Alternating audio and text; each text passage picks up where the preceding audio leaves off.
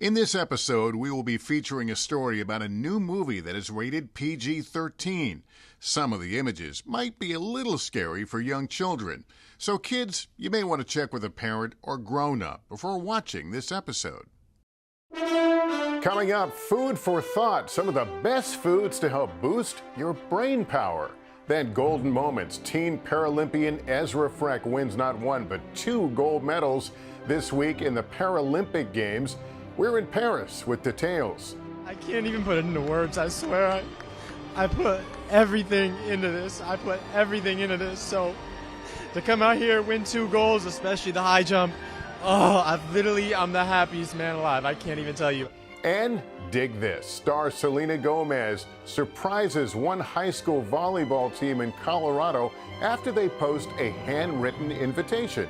I think everyone just froze for a second, and then we realized oh, it's actually happening. Selena's here. She signed my volleyball shoe, and she was taking all sorts of pictures with everyone. And Beetlejuice. Bob, you and the boys stand guard. Nobody gets through. The sequel, hoping to engage a whole new audience, is hitting theaters this week. I'm here in New York City, and I got the chance to sit down with some of the cast of Beetlejuice. Our pal Jackson Daly speaks with star Jenna Ortega and the rest of the cast. Can you tell me a little bit about who Beetlejuice is? He exists in no specific time zone, and he's been haunting this family, the Dietz family, for decades and decades and decades. This is NBC Nightly News, Kids Edition. Well, welcome back to Nightly News Kids Edition. It's great to be with you. We have a terrific lineup ahead, including our Picture of the Week, always a favorite. Plus, we'll put you to the test in this week's pop quiz. And a little bit later, Jackson Daly takes us behind the scenes of the new movie, Beetlejuice. The movie is rated PG-13, so kids, be sure to get a parent or grown-up's permission before you watch. But before we get to any of that, let's begin with something that is super important. Our bodies and the food we eat. Doctors say certain foods can help provide good fuel for our brains. So just what are some of the best foods to boost our brain power? Our good pal, Dr. John Torres, explains. Just like many things, our bodies need food, and there are certain types of food that can give our bodies a big boost. Our brain is a vital organ, and it's a hungry one too. It's the first of the body's organs to absorb nutrients from the food we eat. So what is the best food for our noggins? Well, there are several superfoods that doctors say can help you get the most out of your day, whether it's at school or on the soccer field or playing with your friends. Eggs are an excellent way to kickstart your day. Eggs are loaded with nutrients that are important for your brain. Another good choice, dairy foods like milk and yogurt. They are packed with protein and B vitamins, essential for the growth of brain tissue. For those who can have milk, low-fat or non-fat are good options, or try some low-fat yogurt. Both pack a big punch and are a good source of energy for the brain. Another superfood that also benefits our brains, according to leading medical experts, berries. Berries increase blood flow to the brain, and that helps us remember things, which can come in handy when we're taking tests. Along with some fruits, opt for colorful veggies like tomatoes, carrots, and spinach. Vegetables with rich, deep color are the best sources of antioxidants that can keep our brain cells strong and healthy. And guess what else? The brain needs a constant supply of glucose, so go for the grains. Whole grains like oatmeal, brown rice cereals, and whole wheat toast are great choices. Why? Well, the fiber in whole grains can help regulate the release of glucose into the body. And a fan favorite of mine? Peanut butter. That's right, peanuts and peanut butter are a good source of vitamin E and protein. My own go-to? A plain old peanut butter sandwich. So these are just some of the foods that research shows and many doctors, including myself, believe can help boost our brain power.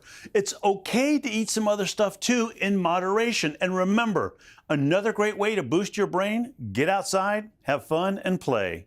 Well, thanks so much, Dr. John. And speaking of brain power, time for our pop quiz. It's back to school time, so our topic this week has a little something to do with school history. And the question for today, in what year did attending school become a requirement for kids nationwide? Was it A, 1852, B, 1918, or C, 1932? I'll give you a few seconds to think about it.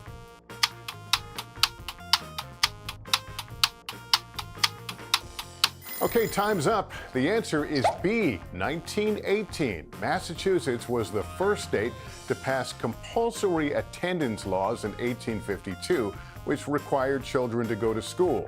By 1918, every state in the U.S. had followed suit with similar laws, making it mandatory for kids across the country to get an education.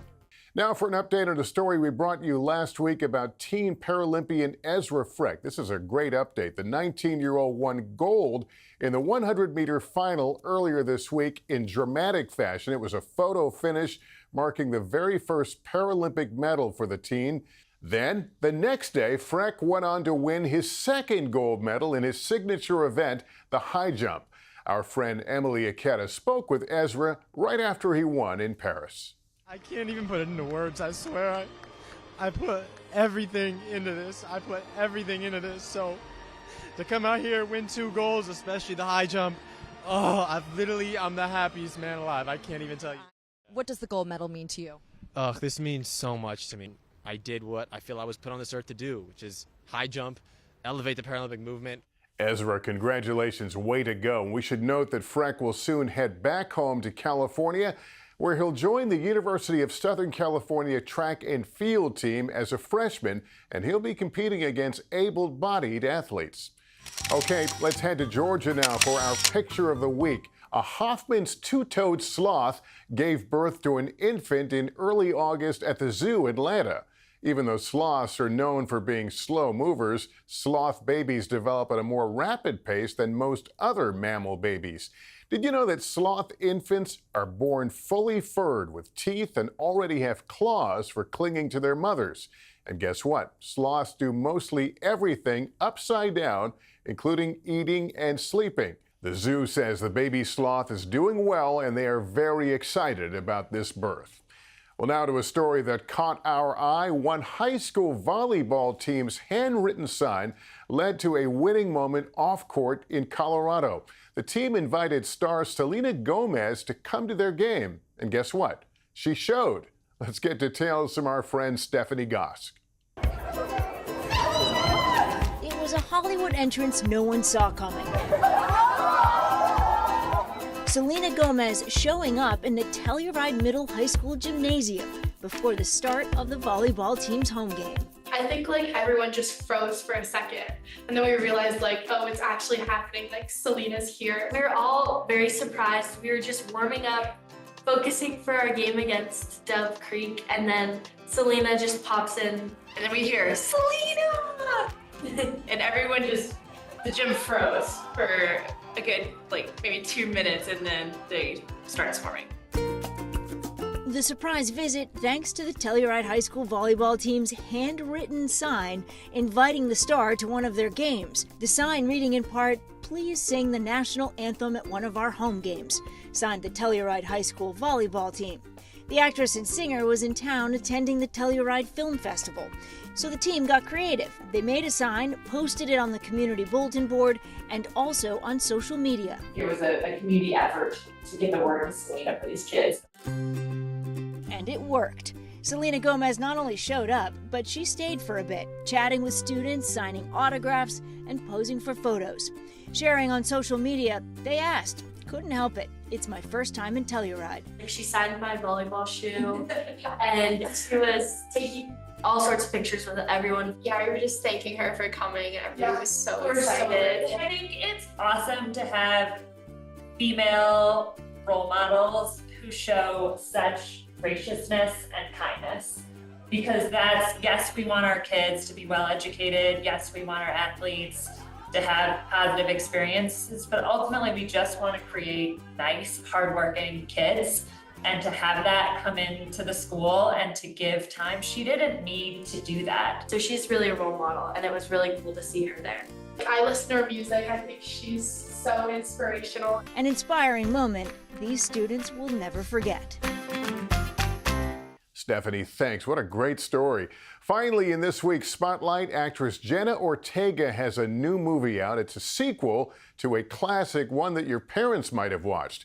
Our pal Jackson Daly caught up with Jenna Ortega and the cast of the new movie Beetlejuice, Beetlejuice. And no, I'm not repeating myself. And kids, this movie is rated PG-13, so you should get permission from a parent or grown-up before watching. I'm here in New York City, and I got the chance to sit down with some of the cast of Beetlejuice, Beetlejuice. Go check it out. Beetlejuice, Beetlejuice, Beetlejuice! Beetlejuice is back from the afterlife. The sequel is jam-packed with surprises and scary twists. I need you to help me save my daughter. But how do I know that you're gonna keep your word? I swear on my dead mother's soul. It's rated PG-13, so be sure to get your parents or a grown-up's permission before you watch. Bob, you and the boys stand guard. Nobody gets through. My mom grew up here, that old house on the hill. Wait, the ghost house? Is your mom Lydia Dietz? Unfortunately. She's a legend. For kids who may have not seen the first one, can you tell me a little bit about who Beetlejuice is?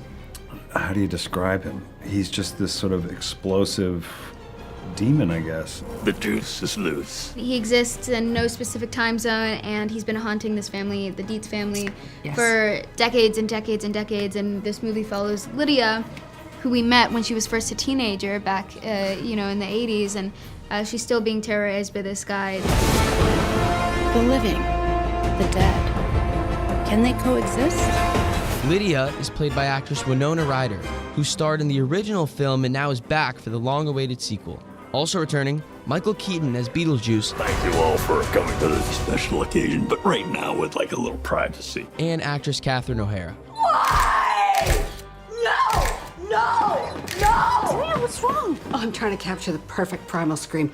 Catherine, you're reprising a role that you played almost 35 years ago. Yeah. Is it weird going back to that role? There was a lot of talk of maybe doing another Beetlejuice, but it's like, oh, it's gotta be right. And, but the more I talked with Tim, I just felt confident, no matter what it is, it's gonna be a great experience. It just felt like, oh, I'd be really missing out if I wasn't part of this. Oh my God. Newcomers to the Beetlejuice cast include actors Justin Theroux and Jenna Ortega, who plays Lydia's daughter. Have you seen the movie, the original one, before you got this role? Yeah, I saw the original. I mean, I've seen it a couple times. I feel like it's just one of those things that you put on around, the Halloween season. And I probably watched it for the first time when I was 9 or 10 at a friend's house. And I tried to play it cool, I wasn't terrified of everything. And she loved it, and then I think I watched it and I realized, oh, it's not as scary as I thought. What was it like meeting Beetlejuice for the first time? Was he scary at all? He definitely scared me, but more so just because I didn't know that it was coming. I just got a tap on the shoulder and I turned around and I was doing a hair makeup test, and Michael was there, but he was introducing himself as Michael. Beetlejuice! Where's Beetlejuice? Beetlejuice. Beetlejuice! You're a figment of my imagination. Really? This movie has an insane cast. What was it like working with this many amazing actors? It's insane. It's there was one moment where I sort of we were all shooting the finale sequence together, and I came back to this holding area where we were all sitting, and I remember looking around at all the chairs, and there's Willem Dafoe, Monica Bellucci, Catherine O'Hara, Jenna, Winona, and I just realized how lucky I was to be a part of this cast. It's kind of like when you're playing sports with pro athletes, it improves your game. First of all, I want you two kids to know this is a safe space, okay? The film is directed by Tim Burton, who also directed the original Beetlejuice. You guys both have worked with Tim Burton before. Yeah. What is it like working with a director that you both have a relationship with? And does it make the shooting process easier? Absolutely. Oh, most definitely. Yeah. Yeah, Tim is, it's funny because I know he comes off like a serious freak, and he is. He's definitely weird, but in the kindest, most generous, loving way, and he's so funny. For me, joining this franchise that I love and so many people love, there's a lot of pressure that comes with that, but then when you work with a friend who is open to your ideas, but also knows exactly where he wants you to go, is super patient and caring and considerate. It's the best. It's like the best boss. Yeah. Yeah. Are you doing this? Beetlejuice, Beetlejuice, Beetlejuice. And for the kids out there who are interested in acting, the stars had some advice just for you. Jenny, you've been acting since you were a young kid. What advice would you give to other kids who want to get into acting? Oh, I mean, go for it. I think the main thing is, like, maybe as a kid it's a little bit hard to understand that rejection isn't always because of you. I think for me personally, as a Latina, when I was younger, a lot of the roles for young kids are, you know, the daughter of somebody or the younger version of somebody, and there weren't a lot of opportunities like that for me. So I think when rejection first happened, I was confident, and then as the years went on, I kind of started to lose my confidence a little bit. But, you know, sometimes it's as simple as, like, you don't have the right hair color, you could have been great, and, you know, you shouldn't, you know, it's so specific, and what's meant to happen is gonna happen. I just would encourage people, one, to do it. It's so fun being creative and silly and stupid. I think you learn so much about yourself. So if you have any sort of creative, you know, inkling, then do it. Don't take any of the comments seriously. If you take the good comments seriously, you're going to have to give equal weight to the bad. You know, sort of trust yourself and surround yourself with people you respect, who can give you honest, good, you know, feedback, and just take chances. Do you have any advice for kids who want to get into acting? Study acting, I think, is the best advice. That was the thing. You know, a lot of people, I think, start acting or want to act, and then they just sort of think they're going to be great at it, or, you know, they've been complimented on how good their impersonations are. But most of acting is doing things that you're not good at, you know, whether that's Shakespeare or a play or a character you might not have a handle on. So you need to train to become better at it. Beetlejuice Beetlejuice hits theaters on September 6th. Well, I'm Jackson Daly. This is my friend Jeff, and back to you, Lester. Okay, Jackson, thanks so much. That was terrific. Well, that is going to do it for us parents. Just a reminder, if your child has a question about any topic in the news, email a video to us at nightlynewskids@nbcuni.com, and we'll try to answer them in an upcoming episode. You can also follow us on Instagram at Nightly Kids. And just a program note, you can catch a new episode of Nightly News Kids Edition this Saturday on your local NBC station. Check the listings for your area for the time. And remember, take care of yourself and each other. So long.